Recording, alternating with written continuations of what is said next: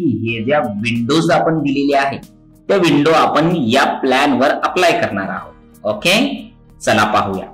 पहा, या विंडोज इथे अप्लाय करण्याच्या आधी तुम्हाला एकदा तुमच्या नोट्सवर जायचं आहे आणि त्यामध्ये एकदा तुमचा प्लॅन प्रॉपर चेक करायचा आहे. जसं की इथं W जो आहे तो कुठे यूज केलेला आहे, फ्रंटला यूज केलेला आहे आणि तीच विंडोज आपल्याला इथे अप्लाय करायची आहे.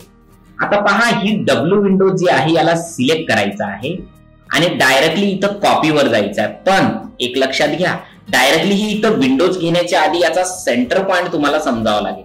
जसे की मी इथं विंडोज घेणार आहे तर इथं क्लिक करायचंय तुम्ही, तर याचा सेंटर पॉइंट इथं येतोय पहा. पण बाहेरच्या वॉलच्या सेंटर पॉइंट दुसरीकडे जातोय. तर आपल्याला मधल्या वॉलचा सेंटर पॉइंट कधीही लक्षात घ्यायचा आहे. म्हणजे स्केप दाबून त्या लाईनला क्लिक करायचंय पहा, तिथं दिसेल. ओके, तर मी इथं फक्त दाखवलंय कारण की हर वेळेस तिथं क्लिक करायची गरज नाहीये. तुम्हाला त्या विंडोला क्लिक करायचं आहे, डायरेक्टली कॉपी टूलवर जायचं आहे आणि इथून अप साइडचा जो पॉइंट आहे तो क्लिक करायचा आहे पहा. माऊस मध्ये अप साइडचा पॉइंटच इथं क्लिक करायचा आहे, तो पण मिड पॉइंट असं नाव आलं पाहिजे. क्लिक करायचं इथं, तर हा कॉपी होऊन जाईल पहा. कीबोर्डवर F8 प्रेस करा आणि इथे घेऊन या पहा.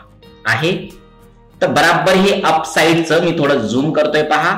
अप साइडचा मिड पॉइंट म्हणजेच त्या सेगमेंटचा मिड पॉइंट आणला इथं आणि क्लिक केलाय पहा आणि कीबोर्डवर स्केप बटन दाबलंय.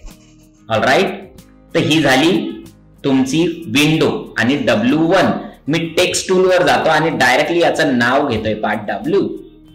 परत इथं W1 असं दिसेल तुम्हाला, तर त्यासाठी तुम्हाला W1 याच्यावर जायचं आहे, सिलेक्ट करायचं आहे आणि कॉपी टूलवर क्लिक करायचं आहे. क्लिक केल्याच्या नंतर स्पेसिफाय बेस पॉइंट घ्यायचा आहे, म्हणजेच त्या विंडोचा अप साइडचा पॉइंट घ्यायचा आहे. आणि इथं या वॉल जे दिसतात त्या वरच्या सेगमेंट मधला मिड पॉइंट तुम्हाला क्लिक करायचा आहे. मिड पॉइंट वरच तुम्हाला क्लिक करायचं आहे आणि कीबोर्डवर स्केप दाबायचा आहे. ओके, तर अशा पद्धतीनं बाकीच्या सगळ्या विंडोज इथं द्यायच्या आहेत. तुम्हाला इथं टेक्स्टवर जायचं आहे आणि याचं नाव घ्यायचं आहे W1